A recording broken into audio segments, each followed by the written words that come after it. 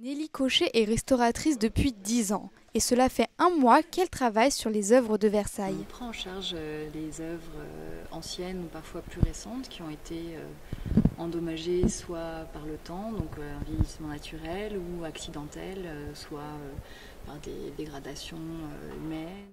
La restauration se fait en plusieurs étapes. Il faut avant tout être patient et minutieux. En fait, donc, on est en train de faire des tests. Donc, il y a toute une batterie de petits mélanges et qui vont nous permettre de déterminer la solubilité des vernis. Un coup de pinceau lui suffit pour faire revivre la toile. Bon, là, c'est assez flagrant quand même quand on voit la différence, mais ça peut être pire.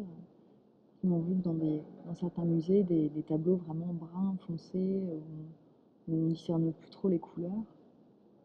Et c'est uniquement les vernis anciens et les crasses superposées qui font comme un filtre en fait par-dessus la peinture. Il y a des œuvres qui sont monumentales, qui font à peu près 55 mètres carrés. Les deux David et le Gros sont vraiment énormes et ça c'est plusieurs mois de travail sur chaque œuvre. Les peintures de Versailles ont des centaines d'années. Elles sont fragiles et demandent un travail délicat. Le choix du restaurateur est donc primordial. On a donné un mois à Nelly Cochet pour cette étude sur échafaudage, pour faire un bilan d'ensemble en fait, de l'état de conservation des tableaux.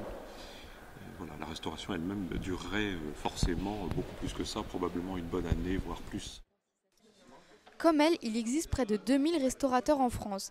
Ces amoureux de la peinture n'ont qu'un seul but, préserver l'art. Mais cela a un coût qui peut s'élever à plusieurs millions d'euros. Un montant que le château de Versailles a du mal à assumer. Ces travaux se feront effectivement à l'occasion de la fermeture du château, quand la fermeture sera possible. Pour le moment, nous ne savons pas quand ce sera possible. Ça devait être fait cette année 2013, en début d'année 2013. Les travaux sont repoussés un peu pour des raisons financières de 2 années. Et nous verrons dans 2 ans ce qu'il en est. En 2015, le château fermera ses portes pour restaurer ses œuvres. Un travail de plusieurs années.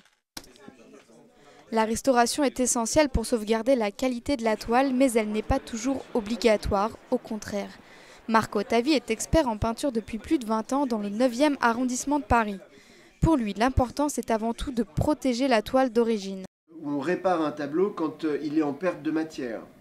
Mais si un tableau est bien conservé, il n'y a rien de mieux que la toile et l'huile. Donc l'interventionnisme, non, c'est pas mon critère. On ne répare que pour certaines raisons très précises. A priori, on essaye de tenir les choses dans l'état à partir du moment où il est bon. La restauration impacte sur la valeur du tableau, mais le plus important est d'abord de trouver la date et l'auteur de la toile. Quand on signe, c'est comme dans une flaque d'eau, quand vous passez, ça va faire des vagues. Donc si vous passez votre doigt, donc là, la signature, elle a fait des vagues, elle a bouleversé la matière, parce que quand le tableau était frais, l'artiste a signé. La valeur d'un tableau dépend en partie de son auteur, mais elle peut aussi être amplifiée lors de découvertes importantes. Anne-Laure est étudiante en art, elle est fascinée par la découverte de peintures cachées sous les tableaux célèbres. C'est assez rare de trouver un tableau caché sous un autre tableau, parce que les artistes utilisaient très peu ce procédé de cacher une œuvre sous une autre. Et puis bon, on les recherche pas vraiment, quand on tombe dessus c'est plus une coïncidence, des fois on cherche sur vraiment les grands artistes. Et puis au niveau de la restauration, ça coûte très très cher.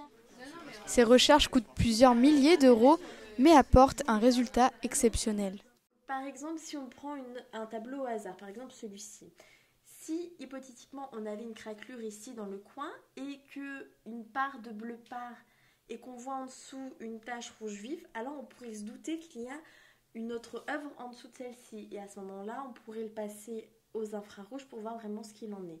Mais bon, ça reste assez rare. Une des découvertes les plus importantes de ces dernières années concerne le célèbre tableau « La Vierge avec l'enfant Jésus et Sainte Anne » de Léonard de Vinci. En passant le tableau sous les lampes infrarouges, les experts ont découvert 3 dessins. Un cheval, un crâne et un enfant. C'est un phénomène exceptionnel car ce sont les premiers dessins connus du peintre. Seule la restauration rend possible ces découvertes qui fascinent le monde de la peinture.